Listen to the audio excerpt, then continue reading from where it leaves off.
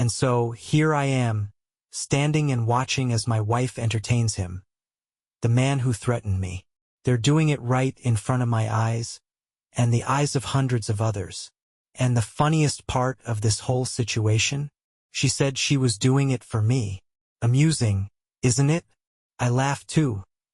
Laughed when she begged me to stop, when she stood there terrified, not just for herself but for her lover. Let me start from the beginning. For the sake of everyone involved, I'll change the names here. Some of you probably know us or think you do. We were the couple everyone noticed, admired, and maybe even envied. I'll call myself Victor, and my wife, Lila. We seemed like the perfect pair. I was a surgeon, steady and disciplined, with a career most people would kill for. She was a socialite, dazzling and vibrant, the life of every gathering. Together, we were a picture of effortless success, the kind of couple you'd see smiling in glossy magazines or fundraising campaigns. That's how the world saw us. But the world rarely sees the cracks. It began in whispers. Not the kind that come from other people, those came later. No, these whispers came from moments I could barely catch in time to question. A missed call that didn't seem important, an excuse that didn't quite land. Lila started staying out later than usual, arriving home with flushed cheeks and a breathless smile that, at first, I dismissed as the buzz of socializing. She talked about a new circle of friends. Creative types, she called them. A little different from the usual charity gala crowd. They fascinated her, she said. They challenged her intellectually. I didn't pry much. I was busy with surgeries and late-night calls from the hospital, and if these friends made her happy, I had no reason to doubt her. At least, that's what I told myself. Then came the first real shift. She started mentioning a hobby. Not much detail, just a passing remark at dinner one night, as she sipped her wine. I've picked up something new, she said, avoiding my eyes, her voice just a little too casual. What kind of hobby? I asked, genuinely curious. Oh, you wouldn't understand, she said, laughing it off. It's silly, really.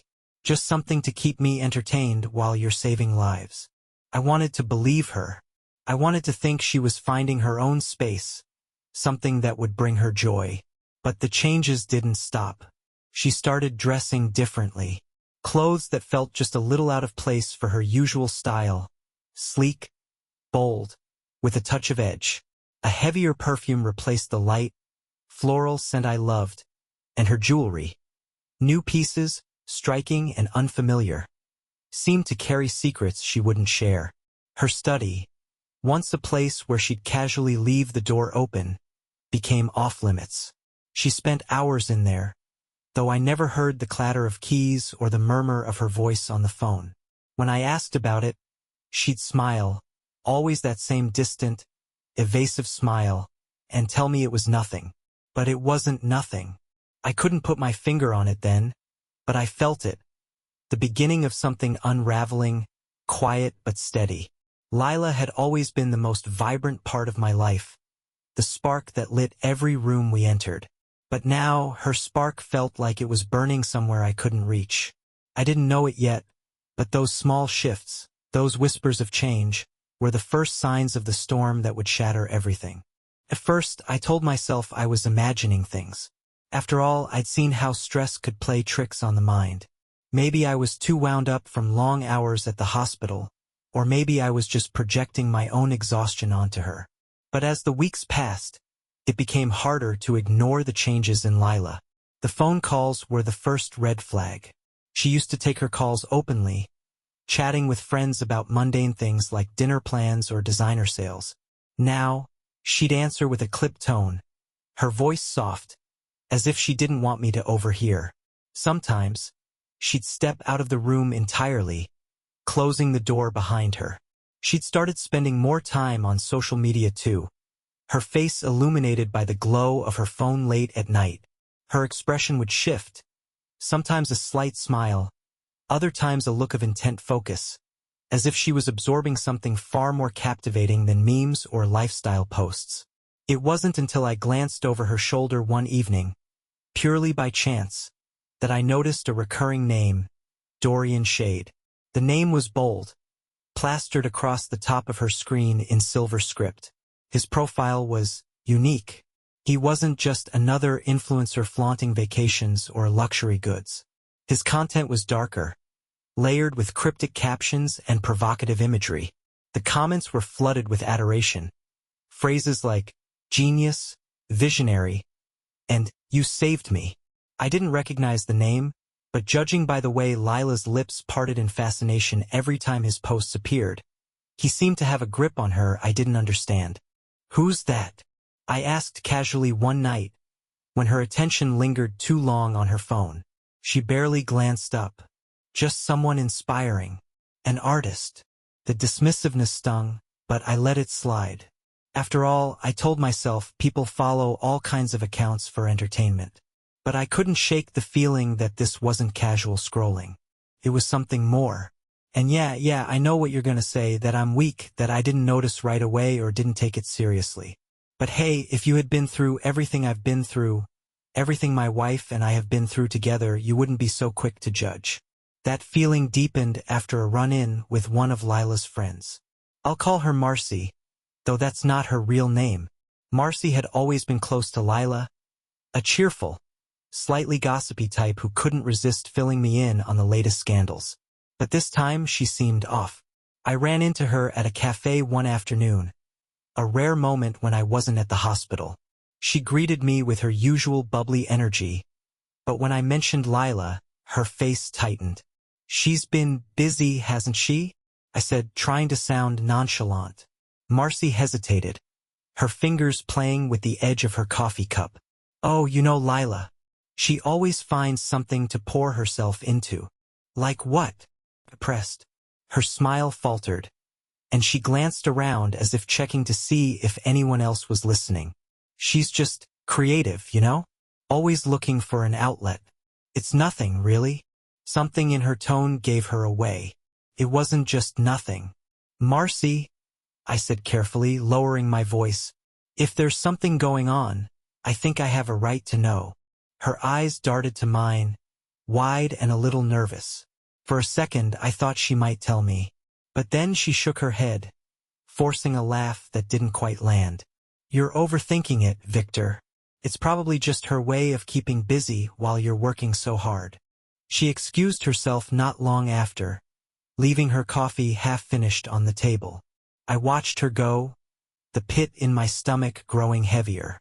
When I got home that evening, I found Lila in her study, the door ajar just enough for me to see her perched at her desk.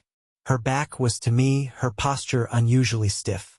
She was scrolling through something on her laptop, her fingers poised above the keys like she was debating what to type. Lila, I called softly. She jumped, slamming the laptop shut and spinning in her chair. Her smile came quickly, too quickly. You're home early. I am, I said, stepping closer. What are you working on? Oh, just emails, she said breezily, standing to block my view of the desk. Nothing exciting. The same dismissive tone, the same evasive smile. I kissed her cheek, pretending to let it go. But as I walked away, I glanced back and caught the flicker of her screen as she opened her laptop again. It wasn't emails. That night, I lay awake, staring at the ceiling. I didn't want to believe it, but the signs were impossible to ignore. Lila was hiding something, and whatever it was pulling her further and further away from me. The night Lila came home smelling of latex and ash was when the unease really started to claw at me. It was late, later than usual even for her. I was in the living room, pretending to read, but really, I was waiting. The moment the door opened, she breezed in, her cheeks flushed and her hair slightly disheveled. Long night? I asked, keeping my tone light. She smiled, but it felt practiced. Just a late dinner with the girls. You know how we get when the wine starts flowing. She moved past me quickly, brushing a hand over my shoulder as she went. That's when the scent hit me. Something faint but unmistakable. It wasn't her usual perfume or the scent of a restaurant. It was sharper, chemical almost, with a lingering undertone of something burnt. Latex and ash. Did you go to a bonfire or something? I asked, trying to sound casual. She paused, glancing back at me with a flicker of hesitation before laughing it off. No, of course not. Must be something from the restaurant. The lie felt too smooth, too rehearsed. But I didn't push her. I told myself I was imagining things, overthinking again like I always did. Maybe I was being paranoid. Or maybe I didn't want to face the truth I felt lurking just beneath the surface. The next day, while Lila was out, the nagging doubt wouldn't let me rest. I wandered into her study, a place I rarely went. The room was pristine as always, but something about it felt staged. Like it was clean but not lived in. I noticed it then. A drawer in her desk with a small lock on it. It was new. I'd never seen her use it before. My stomach tightened. Took me half an hour of rummaging through our junk drawers to find the right size key. I hesitated for a moment, the small piece of metal cool in my hand. What was I even hoping to find? When the lock clicked open, my heart sank. Inside the drawer was a collection of sleek black business cards, embossed with silver lettering. Masquerade Noir. The name sent a chill through me before I even realized why. Each card had the same cryptic design, a masked figure in the shadows, and an address scrawled in delicate script on the back. I didn't know what it meant, not yet. But I knew one thing. This wasn't just a hobby. That night, after Lila had fallen asleep, I sat at the kitchen table with the business cards laid out in front of me. They felt heavier than they should have, as if they carried some hidden weight. I'd searched the name online, but there was nothing. No websites, no social media, no traces at all. Whoever they were, they didn't want to be found. It was close to midnight when my phone buzzed. The message was from an unknown number. I almost ignored it, but something made me look. The text was simple, just a few words. Care to join the fun? Below it was a photo of Lila, unmistakable even behind the mask she was wearing. It covered most of her face. A sleek black thing with sharp edges. But I knew her. The pose was provocative. Her body draped in an elaborate, form-fitting costume that glittered under dim lighting. I stared at the image, my blood running cold. For a long moment I didn't move. Then I typed back, "Who is this?" The reply came almost instantly. "A fan of your lovely wife. Thought you should know she's quite the star." I stared at the screen, my heart pounding in my ears. I needed answers, but I couldn't risk tipping them off. Whoever this was, they knew more than I did. I typed again, keeping my tone neutral. "What kind of fun?" The response was cryptic. "Come and see. All will be revealed." The message ended with an address, the same one from the business cards. I didn't sleep that night. Instead, I planned. If this person wanted to play games, I'd play along. But I wasn't walking into this blind. Whatever Lila had gotten herself into, I was going to find out. And when I did, I wasn't sure I'd ever see her the same way again. Couldn't let it go. The address from the text and the business cards felt like breadcrumbs, leading me into a world I wasn't ready to face. My first instinct was to dig. I used every resource I had, from backdoor forums to obscure search engines, piecing together fragments of information until I finally uncovered the shadowy reality of Masquerade Noir. It was an underground network of live-streamed performances, anonymous, masked, and drenched in secrecy. The performers took on identities in elaborate role-play scenarios, broadcasting their acts to an exclusive audience willing to pay obscene amounts for access. The content varied, but the undercurrent was always the same. Dark, fetishized, and deeply disturbing. The more I learned, the more my stomach churned. Each article, each rumor hinted at a web of exploitation. Participants wore masks, not just for theatrics but to protect their identities. The audience, however, often sought to uncover them, feeding off the performer's vulnerability like vultures circling fresh prey. But nothing prepared me for what I found on Lila's laptop. While she was out one afternoon, I broke into her study again. My hands shook as I cracked her password. It was easy, a mix of our wedding date and her favorite flower. The irony hit me like a slap. Her desktop was clean at first glance, but a hidden folder tucked away in a maze of directories caught my eye. When I opened it, the thumbnails made my breath hitch. Videos. Dozens of them. In each one, the performers wore intricate costumes and masks, their identities cloaked in anonymity. But there was no mistaking her. Even with the mask covering most of her face, the way she moved, the tilt of her head, it was Lila.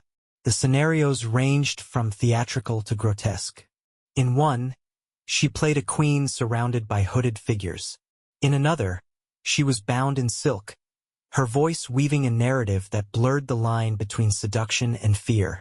I clicked through video after video, my stomach twisting into knots. Each performance felt like a betrayal, a version of her I had never known or imagined. The woman in those videos wasn't my wife, or at least not the woman I thought I knew. I couldn't stop watching, even as I hated myself for it.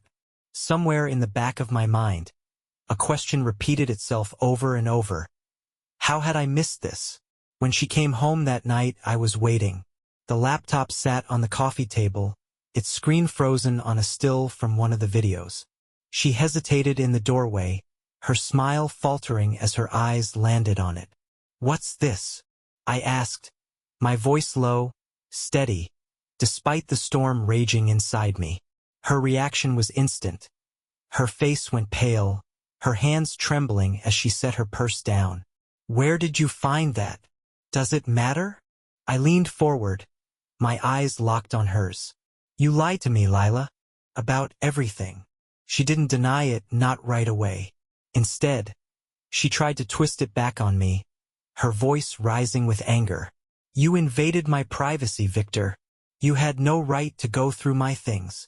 You're seriously going to make this about me?" I snapped, my composure cracking.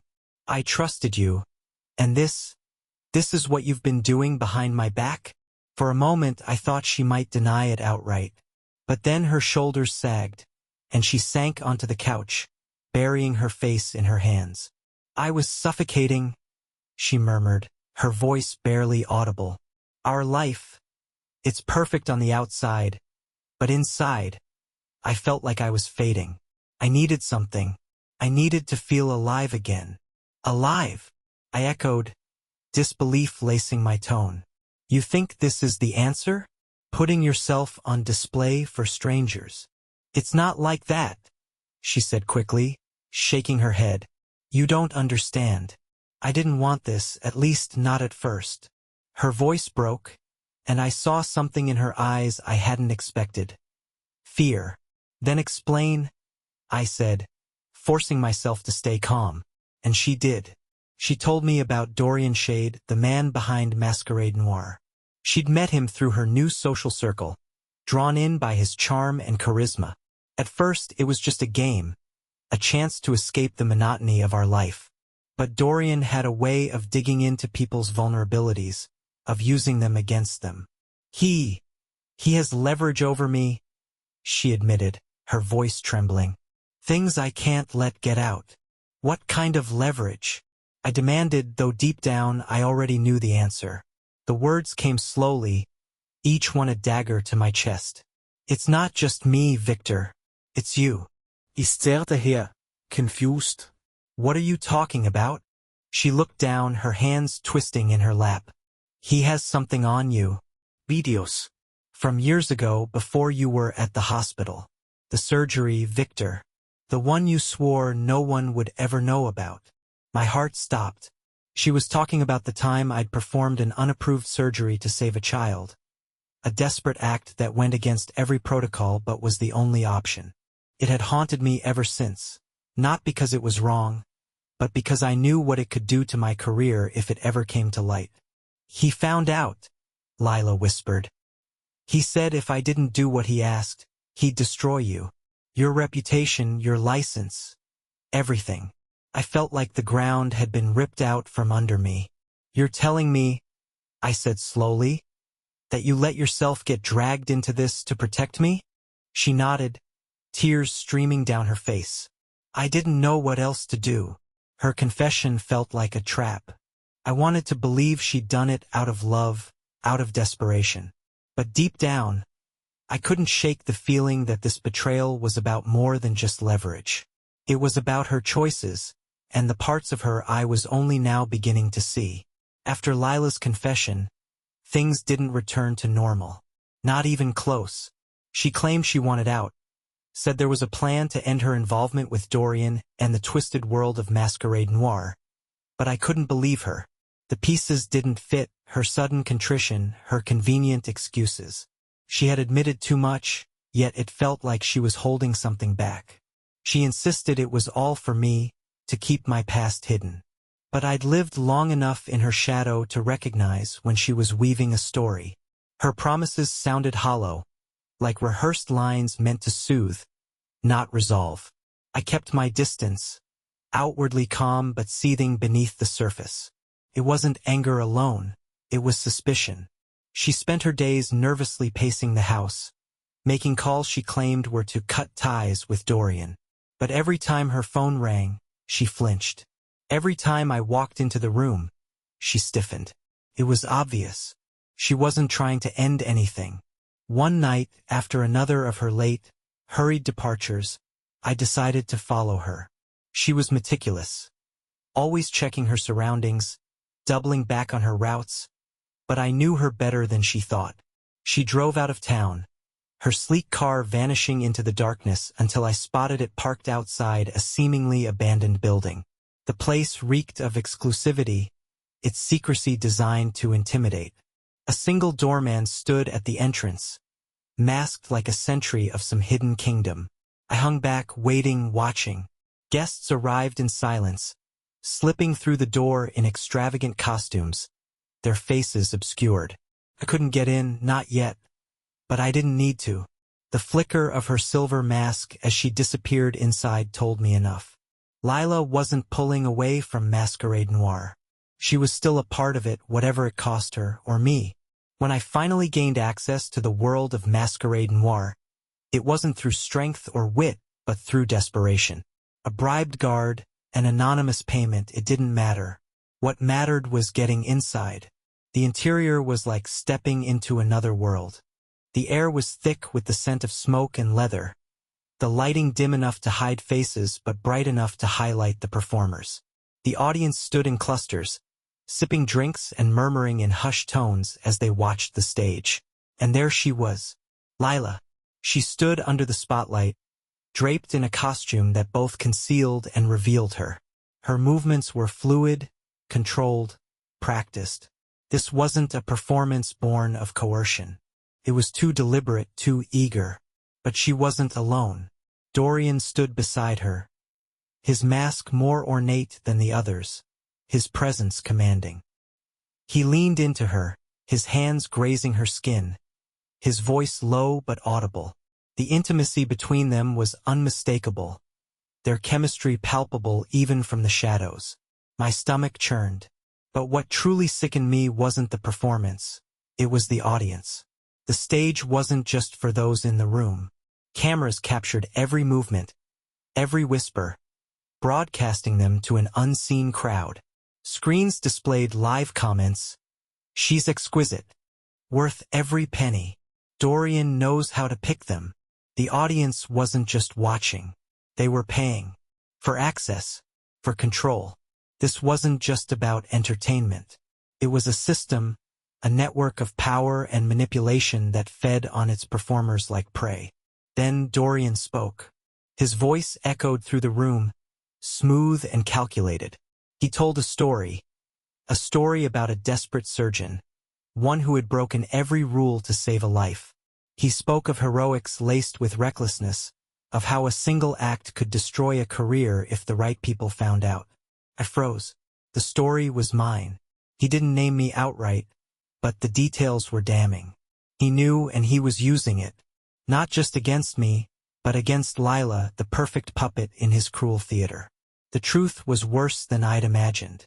This wasn't just a betrayal, it was a game, and Dorian held all the pieces.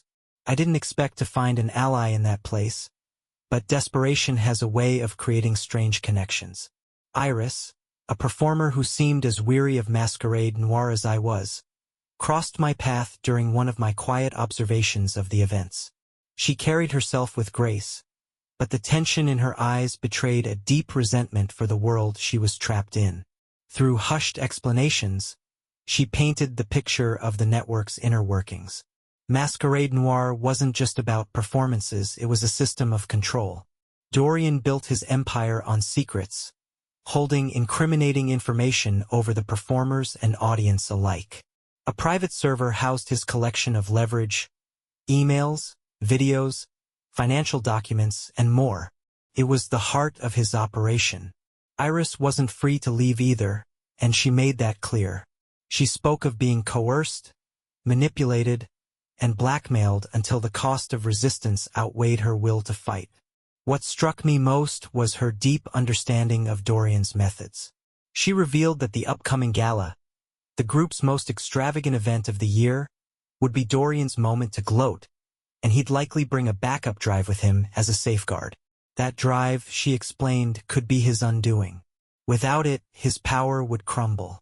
It was a risk, but it was the only opening I had. The preparation was grueling. My entry into the gala required a mask, a persona, and meticulous attention to detail. With Iris's help, I crafted an identity that would raise no suspicion. They called me the Silent Surgeon, an unsettling figure cloaked in anonymity, my costume both unnerving and deliberate. Lila carried on as if everything were normal, though the rift between us widened with every passing day. She remained oblivious to my plan, continuing her rehearsals and performances for Dorian's twisted amusement. Each time she left the house, I noted her routines, her patterns. She had no idea I was watching her so closely. The night of the gala arrived, a showcase of excess and secrecy. The venue was a sprawling mansion, dimly lit and pulsing with music that echoed through its cavernous halls. Performers and guests moved like shadows, their identities cloaked behind ornate masks. It was surreal, and yet, beneath the beauty, there was an air of menace. I slipped into the crowd unnoticed, moving with the precision of someone who had prepared for every possibility. The gala was in full swing, with Lila once again taking center stage, her movements fluid and hypnotic. I avoided her, focusing instead on the task at hand. The room I needed to reach was tucked away behind layers of security, but Iris had paved the way for me. She had provided access codes, a map of the building, and a clear description of Dorian's private space. When I finally entered, the stark simplicity of the room caught me off guard. Unlike the opulence of the rest of the mansion, this space was cold and functional. On the desk sat the backup drive, a sleek black device that radiated importance. This was the key, the culmination of Dorian's power. Sliding it into my pocket, I felt the weight of what I was about to do. The trap was set, and the endgame was close. All that remained was to destroy the empire he had built and expose the lies that had ensnared everyone, including Lila. The gala was chaos wrapped in luxury, a spectacle of masks, music, and shadows. Beneath the glittering facade, the tension was electric, and every move I made was calculated. The black drive in my pocket was my weapon, and I was ready to wield it. I watched from the periphery as Dorian made his rounds, his mask more elaborate than anyone else's, his presence commanding. He reveled in the attention, his charisma and iron grip on both performers and guests. The performances reached a crescendo, each one more disturbing than the last, the audience drinking it in with grotesque delight. Then came my moment. I stepped onto the stage, uninvited but deliberate, my costume drawing attention as whispers rippled through the crowd. The Silent Surgeon had arrived. The live-streaming cameras turned toward me, their blinking lights proof that I had the attention of an audience far beyond the room. Dorian's mask tilted in mock curiosity as he approached, his voice cutting through the murmurs. I ignored him, raising a hand to silence the room. Slowly, deliberately, I removed my mask. The audience gasped. This was a world built on anonymity, and I had just shattered its cardinal rule. My face was exposed, and I didn't care. In the heavy silence, I spoke, not to the room, but to the unseen viewers. I laid out the truth, weaving a story that turned the spotlight onto Dorian. I painted him as an extortionist, his network as an illegal racket designed to manipulate and exploit its members. To bolster my claims, I presented fabricated evidence I had prepared with Iris's help, carefully doctored files that mirrored his real crimes. The audience, both in the room and online, wasn't in on the lie. But they didn't need to be. The seed of doubt was enough. Dorian's confident demeanor faltered for the first time, his body stiffening as I spun my web. The weight of exposure, the one thing he feared most, hung in the air like a blade. As the room descended into chaos, I turned to leave, the drive still in my possession. But then I saw her. Lila stood frozen in the crowd, her mask in her hand, her face pale. Her expression wasn't one of shock or anger. It was fear. Struck me like a blow. She wasn't afraid for me. She was afraid for herself. The realization dawned slowly, painfully, as fragments of our past pieced themselves together. The way she had always avoided discussing the surgery, her insistence on protecting me, the ease with which she had fallen into Dorian's orbit. It wasn't about coercion. She had been complicit all along. I retraced her steps in my mind, remembering the way she had comforted me when I confessed my fears about the illegal surgery. I had thought she was my anchor, but now I saw the truth. She had been recording me, collecting evidence to use against me when it suited her. And now, as Dorian's world crumbled, so did hers. I didn't hesitate. The drive contained everything, the leverage Dorian used to control his empire, the secrets he thought made him untouchable. It wasn't just his power at stake. It was the lives he had destroyed, the people he had manipulated. I handed it over to Iris, who slipped away into the night, her role complete. Within hours, the contents of the drive would begin to leak. The blackmail archive would reach law enforcement, the media, and the very elites who had funded and participated in Dorian's depravity. The network collapsed faster than I expected. Performers fled, the audience scattered, and Dorian stood paralyzed in the midst of the wreckage. His mask slipped, not just literally but figuratively. The man who had built an empire on fear now looked small, powerless, and utterly exposed. And Lila? I left her behind. She stood in the center of the unraveling chaos, her betrayal laid bare for everyone to see. I didn't speak to her, didn't offer her a chance to explain. She had made her choices, and now she would face the consequences. As I walked away, I felt no triumph, no satisfaction.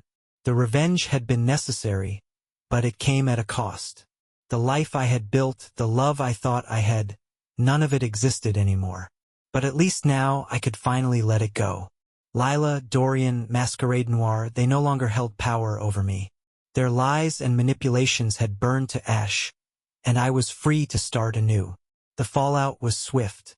Dorian's empire crumbled, his secrets exposed. The headlines celebrated his downfall, but the victory felt hollow. Lila disappeared from my life, taking with her the last remnants of the love I thought we had. I didn't mourn her. What she'd done left no room for grief. But I couldn't ignore what I'd lost within myself, the man who believed in justice without compromise. To destroy Dorian, I had become something else, someone I didn't entirely recognize. I sold the house, leaving behind the ruins of my old life. I walked away from it all, unsure of what lay ahead. Justice had been served, but it came at a cost I hadn't anticipated. As I left, I knew one thing. The man who emerged from the ashes was not the same. Whether that was a triumph or a tragedy, I still don't know.